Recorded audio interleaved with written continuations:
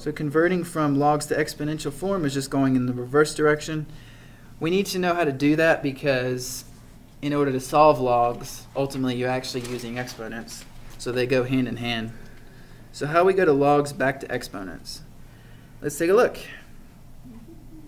First example, we have log base 2 of 8 equals 3, and we want to convert that back to exponential form. Can anybody raise their hand and tell me what the answer is going to be? Yes. 2 to the third power equals 8. Good. So this base is always going to be your base. It's the first thing you're going to write. 2 is the base. The number on the other side of the equal sign is your exponent, so it's going to be 2 cubed. Your answer is what's inside the log, 8.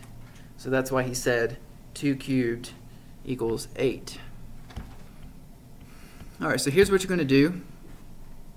If there is no base, make sure you fill it in. So if it was ln, right, you would write log base e. And if it was just log, you would put a 10 there. That way you know what the base is.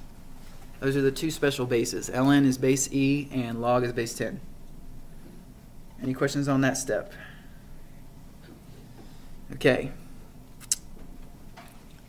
Then you're going to label your parts. So he recognized that that was your base. Okay, 8 is the result you get when you apply the exponent, which is inside the log, and then 3 is your exponent. So with the logarithm, again, the answer is your exponent. Okay, and then finally you're just going to convert that. So I'm going to take all that and convert to exponential form, where 2 was my base, 3 was my exponent, and 8 is my result. And so like I keep saying, what I want you to see is this